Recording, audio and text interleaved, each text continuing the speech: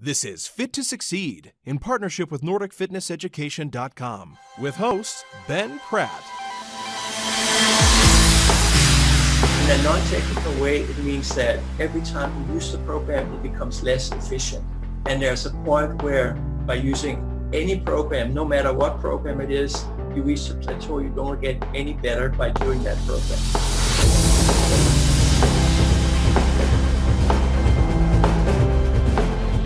Hello, Fit to Succeed listeners. It's fantastic to welcome you to another episode of the Fit to Succeed show. Today, we have a guest who has a long history of expertise in the field of strength and conditioning. He has trained numerous Olympic athletes and serves in the Danish sports across over 27 different sports he trains athletes within, which is quite impressive. He is the founder of the Flexible Periodization Method, and that will form some of our discussion today. And his name is Karsten Jensen. Karsten, great to speak to you today. Great to speak with you, Ben. Thanks for having me here. We haven't really addressed the questions or the topic of strength and conditioning directly in the podcast. And so you have the pleasure of being the first fully qualified strength conditioning coach where we are talking about this subject. I've had a coach on in the past, but we didn't directly talk about strength conditioning as we're going to do today. That's an honor. Yeah, no worries, no worries. Now, perhaps a way we could just get to know you a little bit, Karsten, is to just invite you to share a story from your training history. You know, if there was an experience that stands out in your mind, maybe where you had used an alternative training method and how that brought about some success for an athlete. Do you have something in mind you could share? I do, yeah. So it's from my time working in Denmark. It's about 2005. I got to, a wrestler called Mark O. Madsen, who's still now doing MMA. He got assigned to work with me. He had won silver twice at the World Championships in the about 75 kilos category. He wanted to get better at lifting his opponents off the mat. So that obviously involves knee extension, hip extension, trunk stability. And up till then, he had used mostly power clean to address the lower body needs. Because I basically did a needs analysis all over, we started to looking at the need for grip strength. So the way the wrestlers grab the forearm, and see how can we emulate that or practice that. And because he was a high priority athlete, we had a budget, and we got sandbags created of the sizes of 10, 20, 30, 40, 50, 60, and 70 kilos. Oh, clever. All the way up to the load that he needed to lift. So he started with a sandbag on the floor, and then he lifted it up with one hand and got the other hand around it and then grabbed it, and then he stood up with it and basically mimicked throwing an opponent. Right. And over a few weeks, he got up to the 70 kilo sandbags and the 20 kilo sandbags. And within the first month, he told me that he lifted a 100 kilo guy off the mat for the first time. Wow. So that's an experience that you can say that stands out for me, where a thorough needs analysis had a quick effect on the performance of an athlete. Yeah, absolutely. Someone who's already very, very good. Yeah. I think that's a real key point, that you were training somebody who was already a good athlete, and then you find a potential weakness and was able to exploit that. What made you think about utilizing sandbags? Why that, and not maybe something more traditional like farmers carries or something for grip strength? I think it's a long time ago. What I think is about, okay, what can he grab this way? So that was the idea. What can he grab like this? And something that was still the weight of his opponents. And I believe I knew about barrel training at the time. So, like big beer barrels, how some strongmen would lift those. And I think that was what put me in that direction. And I like the way that you've kind of thought functionally about that you try to replicate something that is as close as possible in the training environment to what might occur in the wrestling environment. Yeah. And that's a real key to work with athletes, is that you begin with an end goal, what they need to do to practice and compete, and then you work backwards. Excellent. I think that's a great point for us to segue now into the first key question. Now, you developed some time ago a method that you refer to as the Flexible Periodization Method. Now, there's no doubt that many of the listeners who watch our show, they're in the fitness industry. Many of them will be familiar with the concept of periodization, but obviously most will learn about your typical or standard periodization models. Step loading, linear periodization, or non-linear periodization. So how does if you can, in a simple way, how does the flexible periodization method differ from your standard or typical periodization protocols? Yeah, it's one of the questions I've thought about the most since I developed the system about 10 years ago. And really, here's the answer. So the standard protocol, which is what in your notes also is called linear periodization, together with 3 other methods are researched in the scientific literature: reverse linear, daily undulating, and block periodization. Other than that, there's the classic Russian system called conjugate periodization, which has not any research behind it. All of these systems are good, but essentially they are one type of program. Meaning that if you choose to program with the linear periodization, you have chosen like one type of program. Does that make sense? Yeah, okay. In contrast, the flexible periodization method is a 5-step process of building the right program for the client at that point in time. And the right program means a program that has the objective of creating resonance between the training stimulus and the client's ability to adapt. Right. Okay. So wrapping it up, the flexible periodization method is not one type of program. It's a way of finding a program that suits the client's needs at that point in time. And throughout those 5 steps, which is assessment, periodization, program design, instruction, and evaluations, that a whole bunch of individual decisions are made that tailor-make the program to the client's needs. Okay, that's interesting. So you're using those 5 different approaches and plan that in across periods of time to map to the individual. Just maybe on the contrast of that, in what ways does flexible periodization look similar to linear periodization, for example? You can make a linear approach with the flexible periodization method if you want to. And you do that in a couple of steps. You do that, for example, in the periodization step, where linear periodization, one of the things it's characterized with is that in the same mesocycles, so you can say number of weeks where you're seeking the same target training adaptations, you use, for example, exclusively a hypertrophy training method. Right, okay. You can have that in the flexible periodization method as well. But you can have basically any other combination of the foundational training methods that you're interested in. And so it sounds then in order to make this program design work effectively, you have to have a pretty thorough needs analysis to be able to adapt the various choices or methods to the individual. Would that be correct? You would need I think needs analysis. Now we also have, you can say we have personal trainers listening. The needs analysis don't really apply if you have fat loss clients. Right. But you need a really, really well thought out goal. It's basically the only way you can make a program. It has a very thorough understanding of the client's goal. I should adjust that to say you can always make a program. The difference is if it will help the client or not. Right. But one of my early experiences with program design was that I was hired to do individualized training programs basically from the beginning of my career. And I realized that unless I knew the client's goal very intimately, I wouldn't really know what to put into the program. And so perhaps you could give us an example of that.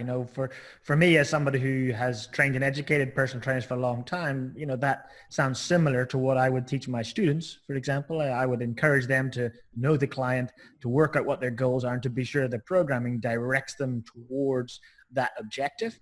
Maybe a way to get this clear for the listeners is if I was working with a client and towards a goal, and I was going to use, for example, like a step loading method, which is perhaps the most common method I used to use it to periodize a plan, which was to gradually increase intensity and volume over periods of time. You might have a deload week after a while to reduce that and allow some reduction in load. And then you might step things back up gradually over a period of microcycles again. Now, if I was applying something like a step loading system, how might that differ for somebody who was working towards a hypertrophy objective, for example? I mean, if you were using a flexible periodization method. Mm-hmm. Mm-hmm. Mm-hmm.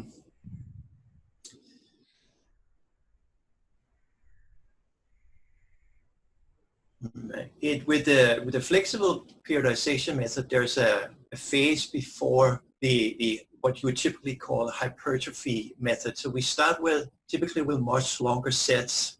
So we begin with something that's referred to as repeated effort method, long duration, which are sets of 2 to 5 minutes in duration, with the explicit purpose of targeting deep stabilizer muscles of the relevant joints. So trunk, shoulders, hips, knees, ankles, all the major joints. With those types of sets, we also use complexes, which you asked about a little bit, which is essentially 3 movements in the same set. Then within that phase, the volume will go up, what we refer to as independently. So no matter what, the total volume increase. Only if you can make the reps without any rest in the set does the load go up. Does that make sense? That's the approach there. And that's not how the linear periodization typically starts, the stepwise periodization. Start with shorter sets. Then we'll go into a type of block that is referred to as SIS in the flexible periodization method, which stands for structural strength, individual weak links, and stabilization. The first block was called ISS, which is for individual weak links, stabilization, and structural strength. So the same target training adaptations, but in another order. Right. Okay. In the SIS block, the sets get shorter to 30 seconds to 2 minutes duration, which is more typical hypertrophy training. Yes, it is. We still use complexes. The way that progressive overload is applied is that the total volume go up from week to week, no matter what. The length of the set goes down, which means that the number of set increase. The load is increased independently from week to week as well. So you can say the person's way out is they can take more breaks within the set. Right. With that being said, I'm also saying that a cluster training principle goes through all cycles or is used through all cycles, meaning the option to take breaks within the set, which allows a person to use a higher intensity for a given volume. Right. And then you also within each of those weeks, within both phases that I've talked about, essentially is a high intensity day within the week and a low intensity day within the week. So it means that within the appropriate intensity bracket, one day we're lower and another day we're higher. So it means you can say the undulating aspect is laid over the linear aspect. Does that make sense? So there's if you try to draw it, you can say you go up and down and up and down and up and down. Within the same week or the same microcycle? In the same microcycle. And is the purpose for that, I'm just thinking, what is the purpose is to prevent too much load so that there's some deloading within that cycle? Is that why you would do that? I think it's not to get too, it's always, you should never have too much load.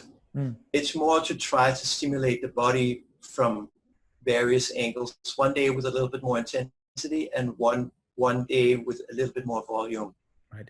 My original inspiration to apply that is first of all the undulating system in and of itself. Yeah. Which you can say the explanation for that or why it's effective is it helps prevent overtraining.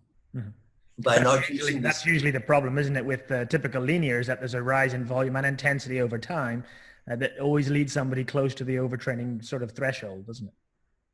I believe so. Yeah, I believe so. Excellent. Second, it's also an aspect of a conjugate system that is mentioned in super training, where they talk about a unidirectional loading with different means. So even though there's a specific set of target training adaptations in a cycle, it's a good thing to try to approach that same goal in different ways. Mm-hmm. When you say super training, are you referring, just for the listener's benefit, are you referring to Mel Siff's book called Super Training? I'm referring, for the listener's benefit, and I'm referring to Mel Siff's book, Super Training. Okay, yes. Excellent. Just if anyone wants to look that up. Yes, you should absolutely look that up. Mm-hmm.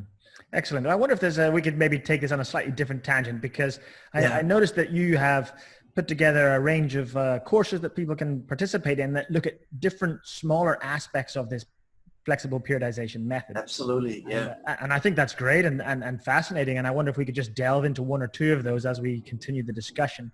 Absolutely, Ben. One of the areas that you look at is warm-up. And typically, in my experience, many clients or individuals would attend the gym and they just apply the same learned warm-up routine every time, regardless of what training is to follow. Now, you recommend in your program that people need to adapt their warm-up so that it meets the training goal, and even to periodize their warm-up over time so that it helps meet those goals. I'm really fascinated by that and wonder if you could expand on this idea of periodizing a warm-up to map. Yes. It actually, it begins with a way of thinking about things that I've learned gradually. And it involves what are referred to as first principles, which I first heard of by listening to YouTube videos where Elon Musk, the entrepreneur, was interviewed, and he talked about first principles. Mm-hmm. And he spoke a little bit about what it was, but I looked it up and I found various blog posts.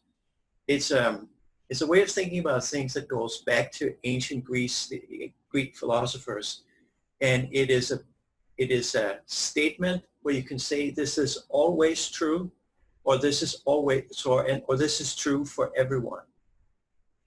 And I think it will always reflect your best knowledge at that point in time. Mm-hmm.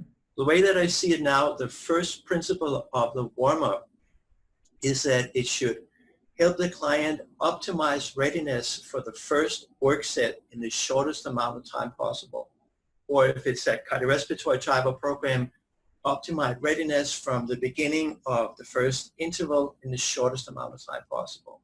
Mm-hmm. That's really the purpose of the warm-up. And since the warm-up is not the goal, it has to be in the shortest amount of time possible.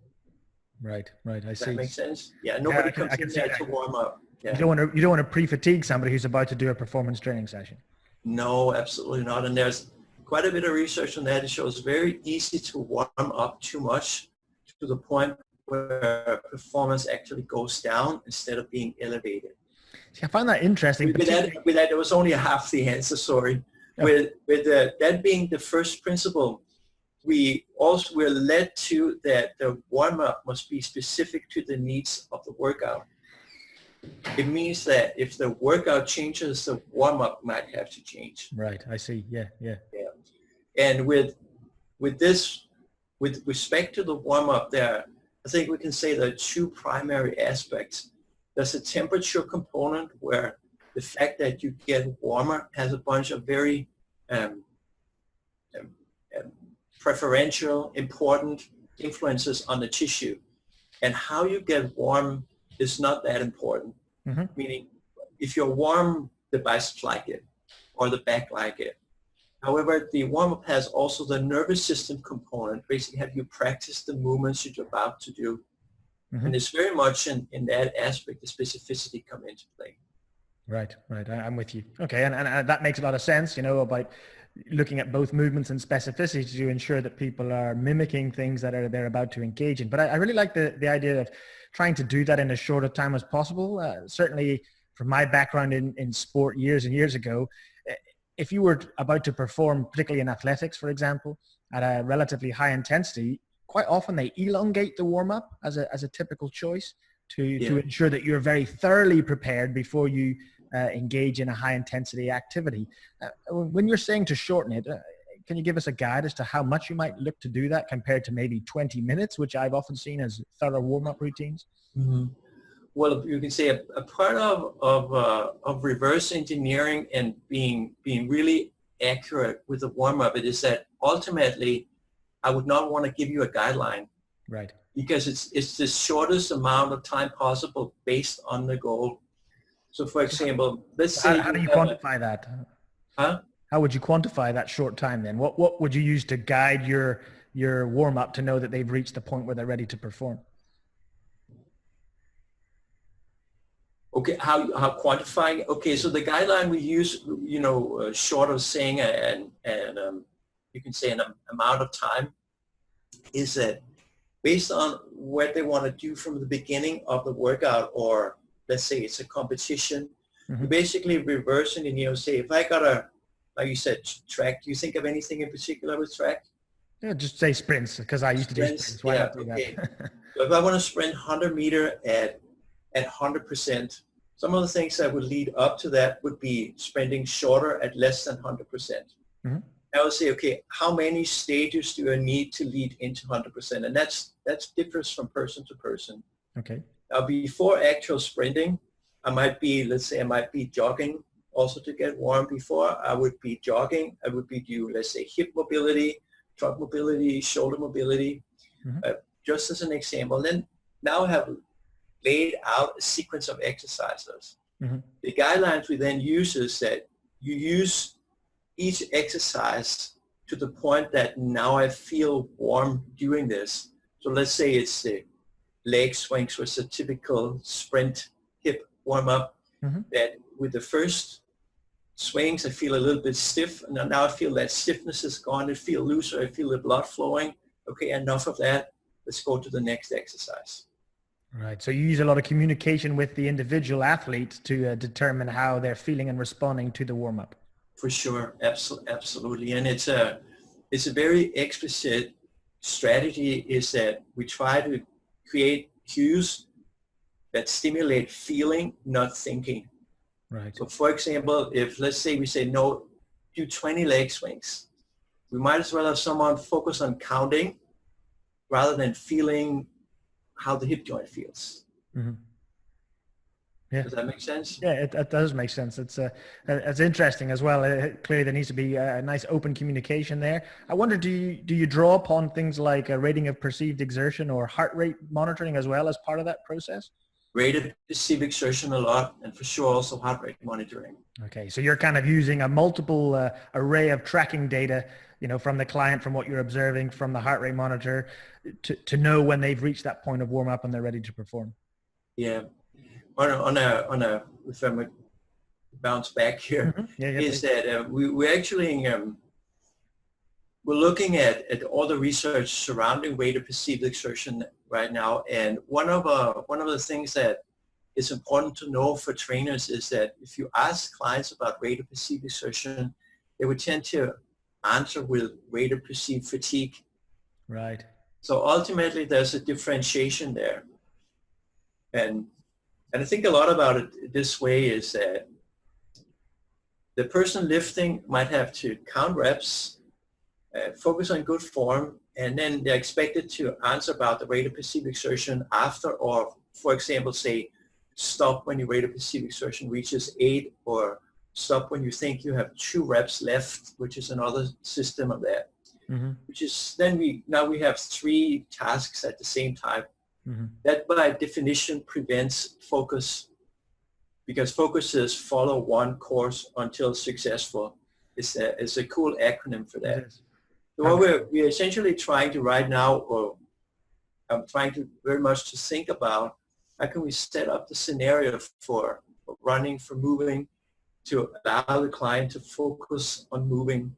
Mm-hmm. So you say that usually the thought that strength is the signal, fatigue is the noise, focus on the signal, not the noise.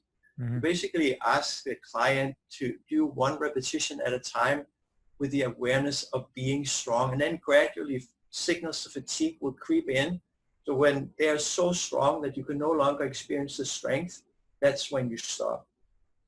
It's a really interesting perspective, and I think you're absolutely spot on. That's a good insight that most people, when they're reporting rating of perceived exertion, are actually rating how tired they are, maybe how few reps they've got left in the system, or how much longer they might be able to sustain an activity. And you're right, it's not the same thing, because surely your rating of perceived exertion, if it was 8 out of 10, for example, should be the same on the first repetition as it should be on the 10th repetition. It shouldn't change because you're trying to put in that level of effort. Would that be right? Exactly. All right, but most people usually start low, and then as they progress through the exercise, they start to rate themselves higher and higher, but actually the load should have been the same.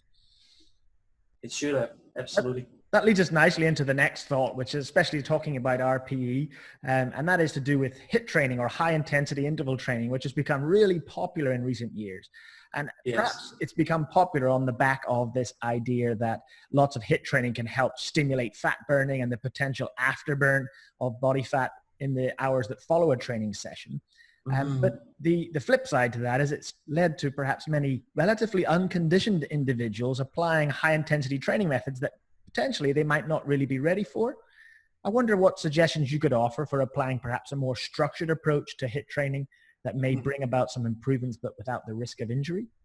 You first start with the most important aspect of it is that we recommend a progression into the appropriate intensity level over 6 to 12 months of training. All right. So HIIT is the definition I've seen up to now in literature is 80% of maximum heart rate or higher, which means that HIIT by definition also include all the anaerobic training zones. Mm-hmm. For sure. And it means that the lowest intensities that I've seen, which really provides a training effect, is 50% of maximum heart rate. So we take them from 50 to 60, 60 to 70, 70 to 80 over the first few months. So then are more ready for the 80% or above. Mm-hmm. All right, I'm with you. Beyond that, I believe an important distinction to understand for trainers is the difference between what comes out of a research study and how trainers need to operate. Because research studies are typically short-term, so they will basically investigate one program or comparing two programs over one mesocycle. So there will be conclusions. So HIIT is better than continuous training for fat loss, things like that. Yes, I've seen conclusions like that for sure. Yeah, so it's like an either or, black or white. And then, what sometimes gets lost is that, in the discussion we'll say, if HIIT is the best approach for long-term training, is unsure, more research is needed. But that's the classic line. Yeah, the classic line. Yeah, more research is needed. What we need to think of, we need to match this with the principle of accommodation, which can be found in a book called The Science and Practice of Strength Training.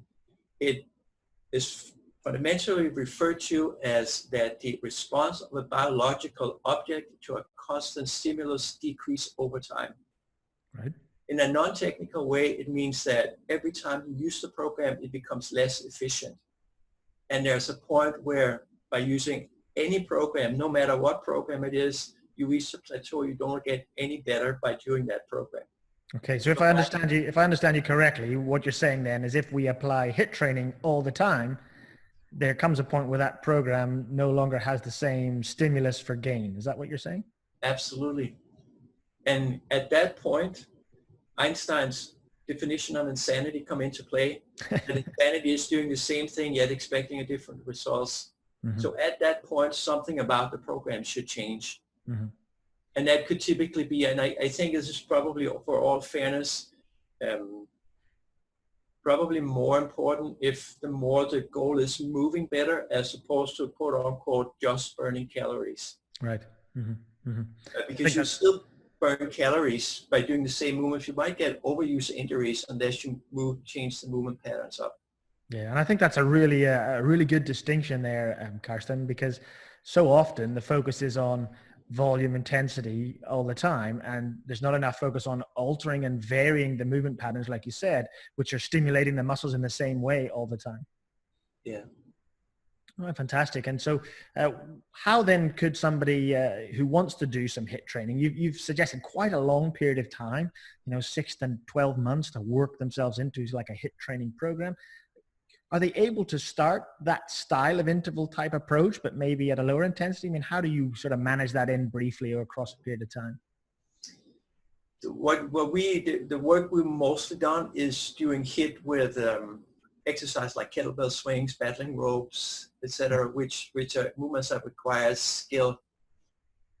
So we recommend you can hit those 80% sooner if you use things like bike and rowing, and if somebody's good at running. I'm with you. So simpler activities that they may be more conditioned Simple to. activities, yeah, you can reach it sooner. All right, fantastic. No, that's really helpful. That's some great guidance. Yeah. Now, we don't have a huge amount of time left. We're coming up on about half an hour here. And I still wanted to get in a little bit of a discussion about how you apply your flexible periodization method to flexibility work, which I think is quite unique. I haven't really seen many people talk about changing and altering and planning in a periodized approach to flexibility. So perhaps a way to discuss this might be to throw an example into the mix. So let's imagine that we're talking about a client who you've assessed and that person's showing tightness through their hamstrings, maybe slightly posteriorly tilted in their pelvis. How might you plan and progress a flexibility program to help improve that person if they needed to get better at squats? The first thought is the most obvious reason for flexibility. We talk about 8 purposes of flexibility training, but one of them is so you have the range of movement to perform the movements that you want to perform with optimal form. Mm-hmm. And optimal form is a way of moving that allows the client to use his physical abilities to the fullest with minimal or no risk of injury. So that would including squatting with the back flat, straight, no lordos, no kyphosis. No kyphosis, yeah. No kyphosis. So how would we approach that? We would begin with a phase that mostly focuses on flexibility, and the number one hamstring stretch that we use, which is like the beginner hamstring stretch, is a supine hamstring stretch. Mm-hmm. Lie on your back, lift the leg up, the trainer holds the leg, or the client uses a towel to hold the leg. Yes. In the same phase, we use a more, movement-oriented stretch, which is called a pelvic rock with tilt, mm-hmm. which means that, on the floor, knees apart, hands on the floor, pushing the pelvis back until you feel a stretch in the groin. Right, okay. Yeah, use different methods for that. What's very enlightening about that is that if the listener tries and they just flip from being supported by the knees to supported by the feet, they would see that the arrangement of the thighs in relation to the torso is basically identical to a squat. All right, really? And some people, they use the pelvic rock and they assess the angle between the torso and the thighs and say, this is how deep you can go in the squat. Mm-hmm. At the same time, with that, I mean, this could happen in the first session. I would take a client in front of a mirror, and I have them basically have their side facing the mirror. And I face them, and I say, okay, squat down like you wanted to take a dump in the woods. Basically just relax. Mm-hmm.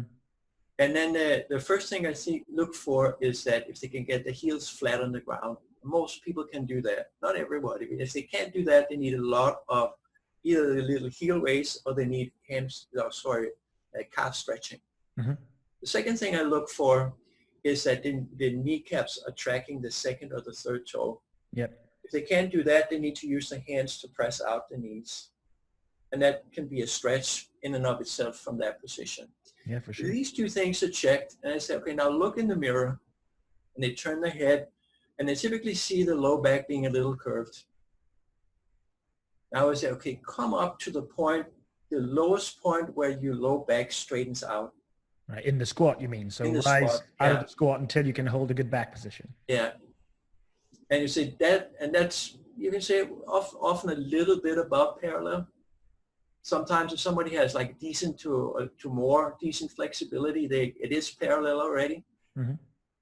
And you say, now they know what position they can squat to. And then as far as the squat training in the first cycle, it's isometric holds in that position with or without load. So if they're a little bit stronger, we add load. If they're not that strong, they just hold. Mm-hmm. And the hold is, within that 2 to 5 minute range, but they can take breaks anytime they want. So say as long as you feel comfortable down there, you feel strong, you feel there's a little bit of yielding in the hips, that you may be sinking in a little bit, stay down. If you feel now the burn is too high, this is too hard, stand up, shake your legs, rest for 10 to 20 seconds, then go back down.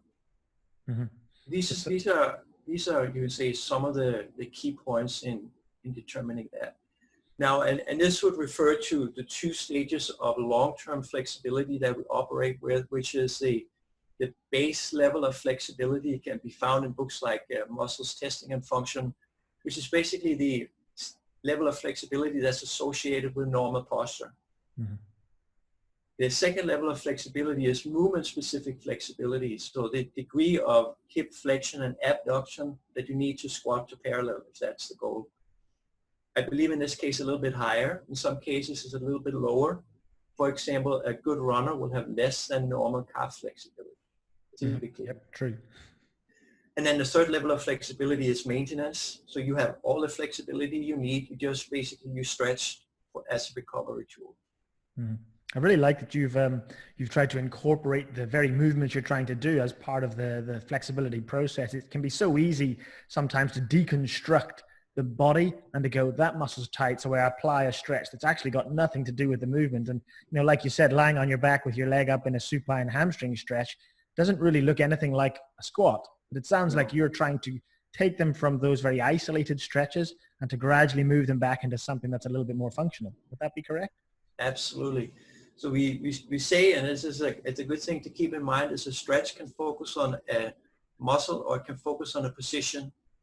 And when you focus on a position, you quote unquote don't care what muscle you stretch as long as you get into the position. And one of the big advantages is that it's a lot easier for the client to understand why they're doing it. Mm-hmm. Because it's a position that they're interested in. Whereas those individual stretches it can be harder to understand why you're doing it. Yeah, again, I like that concept, particularly in working with athletes who will understand, right, this position matters to me because that's what's necessary for performance.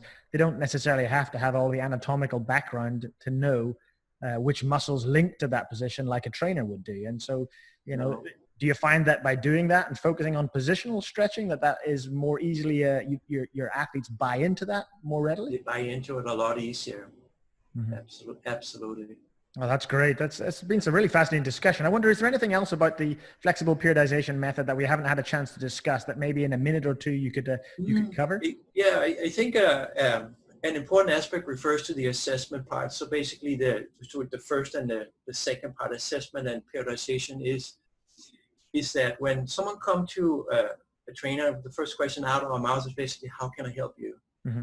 And what they say they want, we call that type 1 goals. Now, if they could already do this, it wouldn't be a goal. So part of the analysis process in the assessment and the periodization is to say which structural and functional changes needs to happen in the client for them to achieve that type 1 goal. These functional structural changes, which will include flexibility, strength, power, endurance, coordination, balance, that's called type 2 goals. Mm-hmm.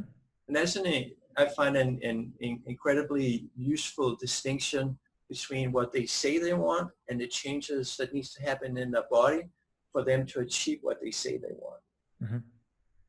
And ideally, the trainer, the strength coach, should not mess with what they say they want, and they should not mess with what changes needs to happen to achieve what they say they want. Right. So sometimes coaches will say, or athletes will say, I need to get stronger. In that case, they always say, tell me more about that. And, it's something about, I need to move better here, I get tired. And when you do the assessment, you might find, well, they don't actually need strength, they need something else. Mm-hmm. And so you still want that gaining of strength to be their motivation, but you might apply a different range of things, but link it into that this is your goal to obtain more strength. Would that be correct? Yes, absolutely. I focus on what they say they want as far as practicing and competing, as far as their goal. I think that's really wise, and it ties into the thing that's driving them to even approach you as a coach. Absolutely, yeah. Well, Karsten, thank you so much for your time. It's been a fascinating discussion. I wonder, could you just share with the listeners how people might learn a little bit about you, where they can go, or how they can find out more about the flexible periodization method? It's basically the website called Yes to Strength, YESTOSTRENGTH, or also Facebook, same company name, Yes to Strength. Instagram, same thing, company name, Yes to Strength, and LinkedIn, I think it's my own name, Karsten Jensen. Yeah. All right, fantastic. Well, yeah, we have a lot of, we basically have free excerpts from all our about 20 manuals available on the website, so people can take a look and see if they like what we do before committing to anything. Yeah, I must admit, I did like that about your website. I was able to get a bit of a sense of what each of the programs are about, having a quick look at some of the manuals, and even there's some really nice videos on your website about different exercises and thoughts that you've shared very generously with people. So Karsten, thank you so much. It's been a fascinating discussion, and listeners, of course, if you're interested in learning more about Karsten, he's mentioned his website, but we'll put all of those details and some of the books he's mentioned on our show notes.